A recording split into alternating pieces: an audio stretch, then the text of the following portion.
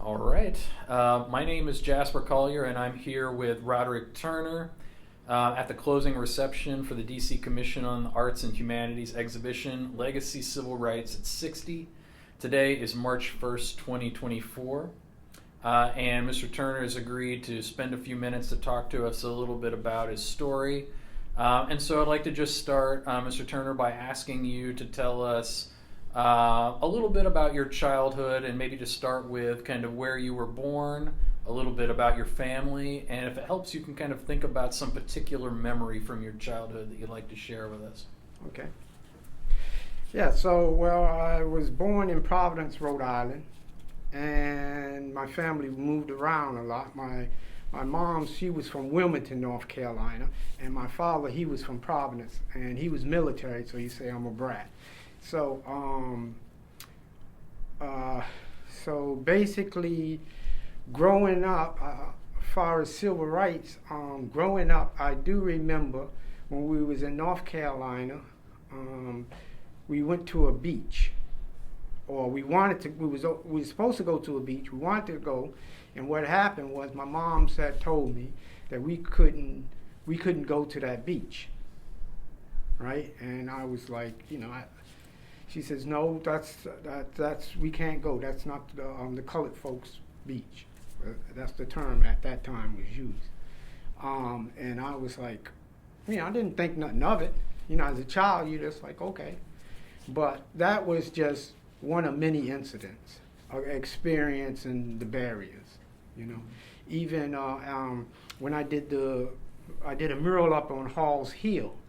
And come to find out, the wall is done on a wall, but at one point in time in that community, they were actually gated. So it was you can go in and go out, but it was a certain, that gate represents this is your area, and that's just kind of like one of the growing up, I dealt with going to a lot of schools where they were integrating. So I seen a lot of that. So I was always, as I got older, I didn't really think about it, but when I was young, I didn't think about it, but as I got older, I started reflecting. I was like, well, if this school's closer, why couldn't we go there or whatever? But it wasn't like that. When I did early on, I did go to school in North Carolina. When I was in Rhode Island, I don't really remember none of that. But when I went to the South and stayed there for a little bit, I did experience going to different schools, going out to catch the bus, and then you deal with the racist slurs and all that stuff and going on. So I remember that. And then when I got here in Maryland, the same thing was going to schools, where they integrated. So it was a lot of what they call busing going on at the time. So, and that's just one. One of many incidents. Sure. Yeah. So it was kind of you were going to school during this period of integration where, presumably there were a lot of tensions and everything like that. Yeah. Well, see, most of the students. Well, when I was in Maryland, it was just a group of us, right? You knew people in your neighborhood, so it wasn't like a lot. Right, and we go to the school and then we look around and we're like, okay, and because my earlier childhood, I went to a school where it was all colored folks, people of color. And when we were there, I had teachers, everything. So it was like, okay. Then as I started moving around and when I went to different schools, then I started noticing the changes and stuff. And then when I went, like in Maryland, it was just a group of us from the neighborhood, and then we went to the school, and it was like all white children, So we're like, okay, and then occasionally, not all of them, but some, you always have some, and they would, that would cause me to, get in a lot of, we had some altercations because of that sometimes, Yeah.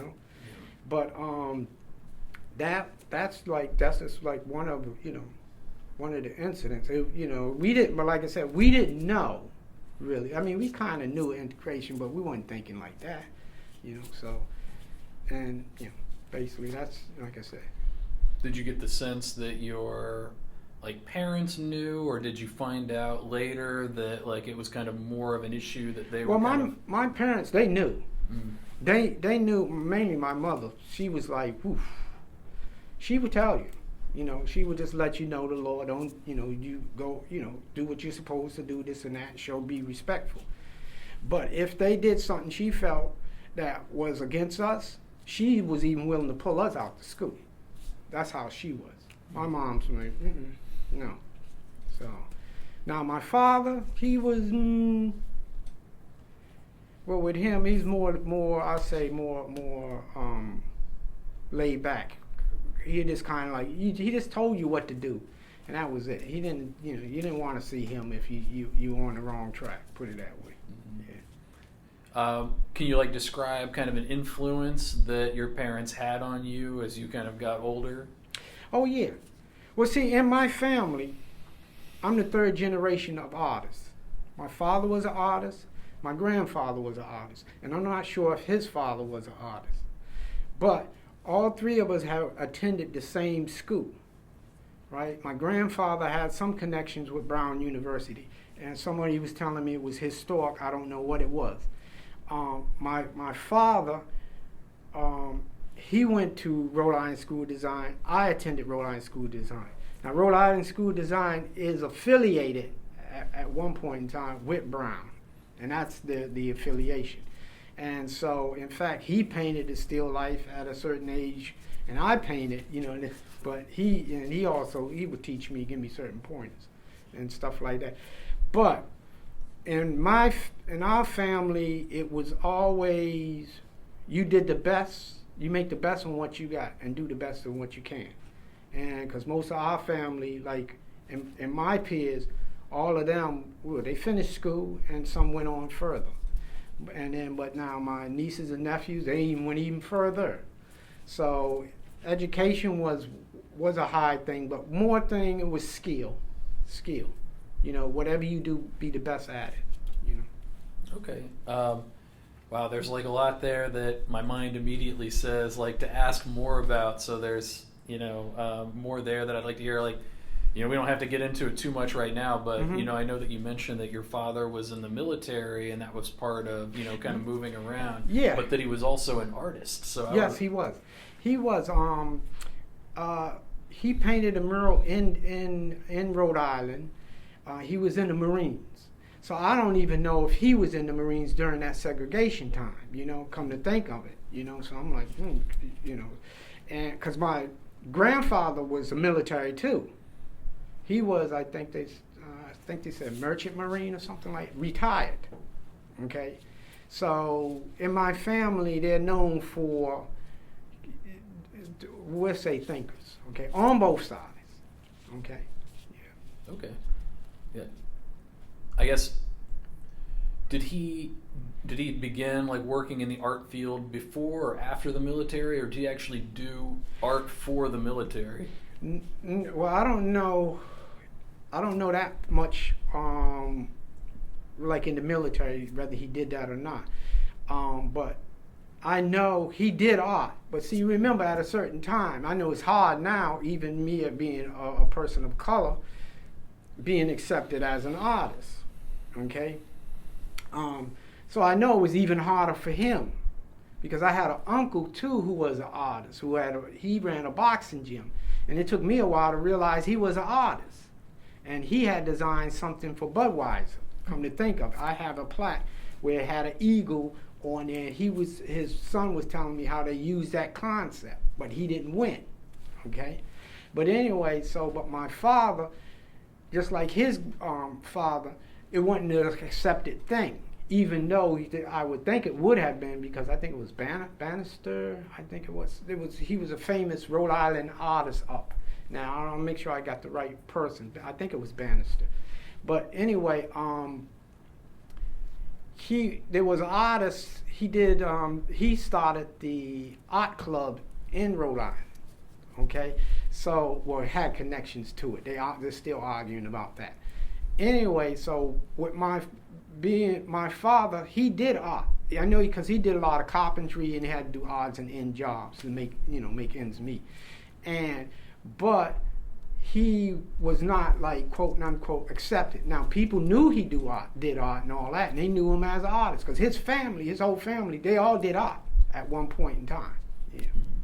And my grandfather, because he worked on in what they call a figure in Roger Williams Park through what they call the arts. There's a name. There's what do you call that? I'm drawing a blank. Works comp. It was a works comp. Let's see. I think it was works comp. It was works comp artists. I can't remember the name. It'll come to me.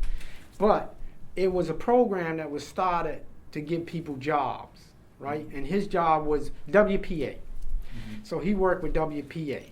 Right, my grandfather on that sculpture, and my grandfather was a painter too. And they said he was noted for doing a native on a horse. So, but like I said, with my father, even when I was growing up, there was one room you really weren't supposed to go into, and I didn't realize what the room was. Later on, as I got older, it was his studio, and we couldn't go in because of oil paints, and kids, it's hazardous and stuff like that. Yeah. So. Okay. Yeah, there's definitely again, so many interesting stories that I think we could tell there, especially about, the acceptance of black artists at the time. Oh, yeah. And or the lack of acceptance in some cases, and I know that there are a lot of people who are kind of, interested in telling that story about Washington, D.C. as well. But in the interest of time, I want to kind of turn to your own work, and I wonder if you could just tell me a little bit about kind of the development of your own kind of voice as an artist. As of now, I'm still developing, even after all these years. I started as a youngster as early as 4 years old, and it was something I always did. And to me, art wasn't just painting. It was painting, drawing, sculpting. It was all of it. To me, that's how I was always, my vision of an artist. And there was a woman, when I was in elementary, took me under her wing named Miss Murray, and when that had a huge impact on me as in me deciding to be a professional artist. She lived in Fort Foote, and what happened was I had won a scholarship. It was my brother and two other youngsters. On Saturdays we would go over her house, and she would teach us art and let us paint and stuff like that. But her house wasn't a normal house. So when she drove a raggedy old car, so you wouldn't think, and she walked with a limp. And once she came out of the car, and she showed us the house, we're looking, and we're like, okay. But once you walked through the house, the doors, you saw a grand piano. She had like 2 grand pianos, it was level. She had a spiral steps. So when you walk down, then the shower area was a waterfall. And then she had a tank on the other side from the floor up with huge Oscars. And it was just mind blowing. There upstairs, before you go on the balcony, you can look and oversee the city, the water. And she was working on a sculpture as well. And at that time, her husband was a scientist. And she would volunteer at this elementary. This was Thomas Elementary. And she would volunteer there to teach art. And from there, but to see that, and that was just the part of it. And then, of course, I had my aunt who always encouraged me, always bought me supplies to paint and work. And just things kept happening as a youngster. At 12, I started working with the Smithsonian, teaching art, even though I was a youngster myself. And from that point on, just things happened. Well, what would you say is like the most significant of those things that happened between kind of doing art as a young child and developing that interest and kind of becoming a professional, recognized, well-known artist? It started. I did work for the government, then went for regular, private. And I was working for the Times Journal newspaper at the time out in Virginia. and I was doing several jobs because then they had the Washington football team newspaper at the time. I was the illustrator for them at that time. Then I found out about DC artwork, so that's when I started painting murals. So I was doing painting murals or teaching at the time, working for Times Journal, working for the Washington football paper when they were winning, champions, and doing illustrations then and then other stuff. And I was working like, whew, I mean, I burned myself out practically. I was in the hospital one day, IV in arm, and then it came to me. It was like, hey, what do you really want to do? And all the time, even when I was at these other jobs, my mind was still on painting. And then that's what I wanted to do. And I said, well, then I realized from then on, it's about doing what you really enjoy, you know. And now, you know, days I look like, oh, buddy, but it's about that. Because even if you got a good job and you don't like your job, then you got to deal with, you know, things. And so where did you kind of like, at that point when you made that realization, where did you take a turn towards? That's when I started going to murals. Because I had an opportunity from DC Artworks, which during that time I would go out. I would work the graveyard shift. And when I got off the graveyard shift, I'd be oohing and ahhing because the lights and the colors, and I was like, wow. And I would go out, set my easel up, paint around the city. And one day as I was painting, there was a guy named Richard Ward who saw me paint. He stopped, and he was talking to me. And at the time, they didn't have cell phones with the, you know, not like cell phones today. So, and they didn't have cell phones. So what they had to, he ended up needing to use the phone, landline. So I said to him, I said, okay, you can come over to my studio. I had a studio at Carrollsboro at the time. He comes over there. He had to make a call. And that way, at the same time, I could show him my work. So I was showing my work. And he's like, oh, da-da-da-da. And then he said, I need to make a call. So he called back to the place that I had applied for doing a mural, but I didn't hear anything. Come to find out, when he called them, they were looking for me. And he said, well, he's right here. Because he was telling them, I met this artist, da-da-da-da-da. And then they were looking for me. So I was like, okay, da-da-da-da. And that's how it all started. When I came in the office, the guy said, well, how can I not hire you, right? And then I said, okay. And then from that point on, I was been doing murals and doing art full time.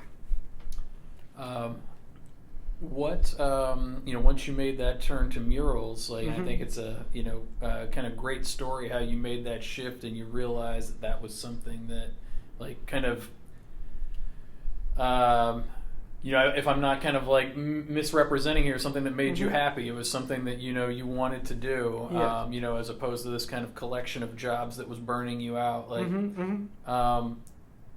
Thinking back on that time, like what stands out to you as maybe like your favorite or your kind of like most meaningful? I know that it might be hard to choose, but your favorite or your most meaningful work during that period. Well, one, just the murals. So when I walked away and I did the murals was my source of income.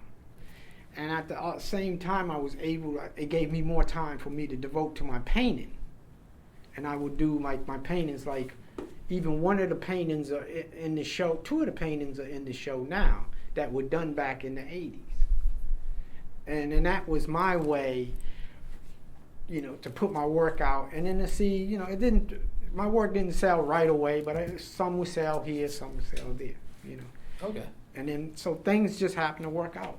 And so the murals, like, you kind of made that turn to the murals, but that was kind of a way of supporting, you know, your real passion of doing these, you know, other works. Yes, Okay, excellent. Yeah, because prior to that, I did caricatures too. So that was the other job. I was like I said, Yeah.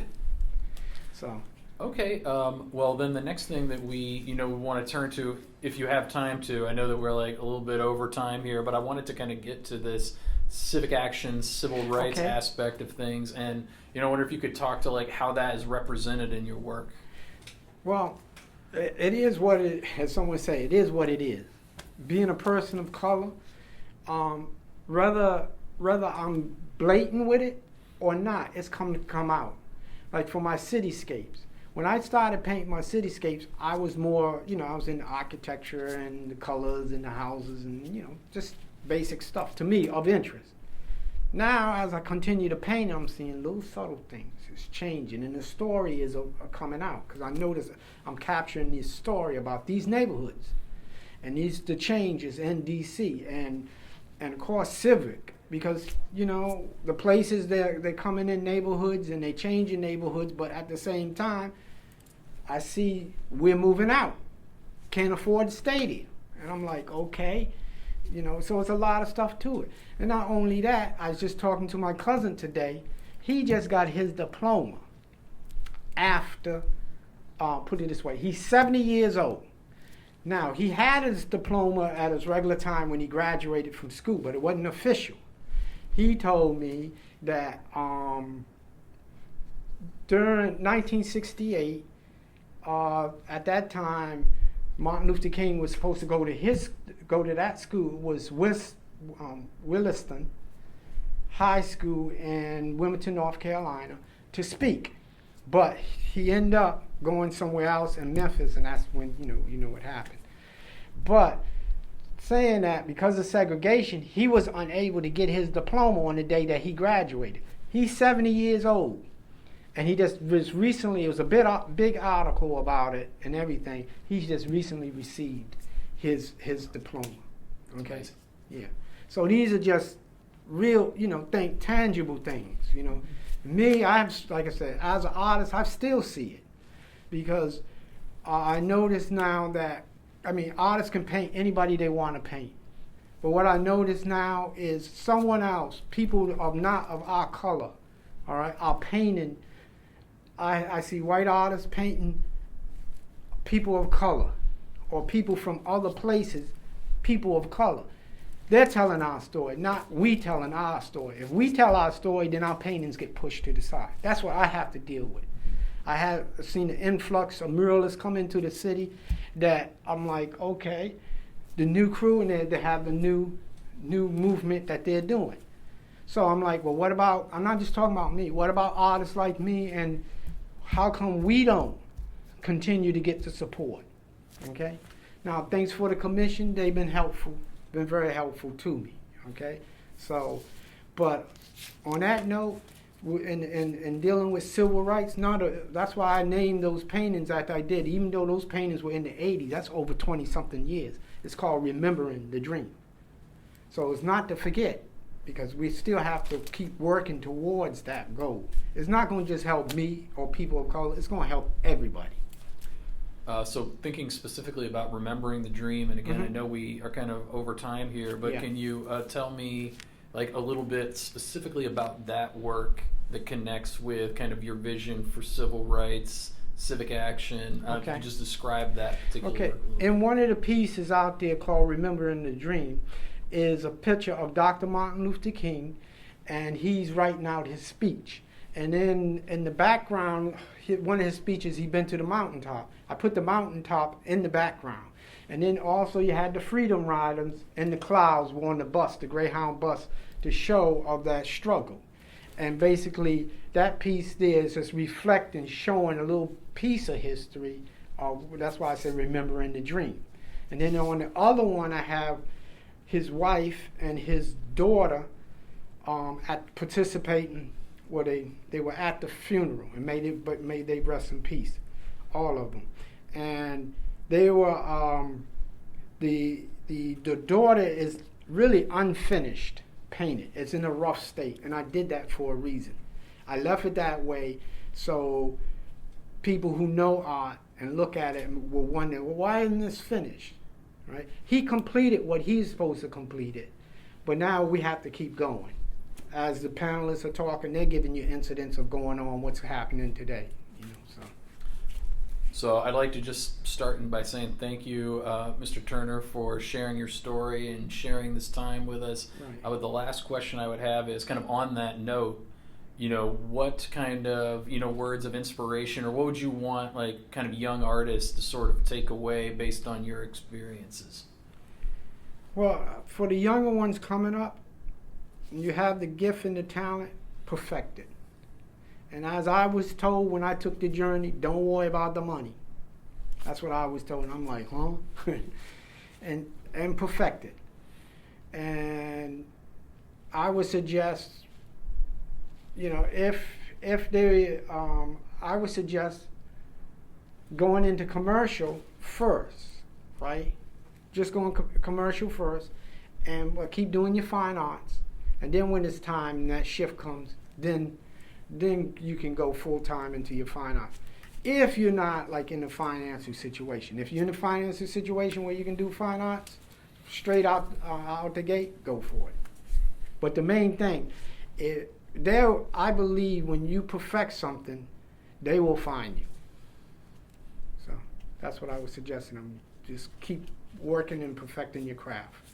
Perfect. Well, thank you so much. Okay, you're welcome. I meant to say something.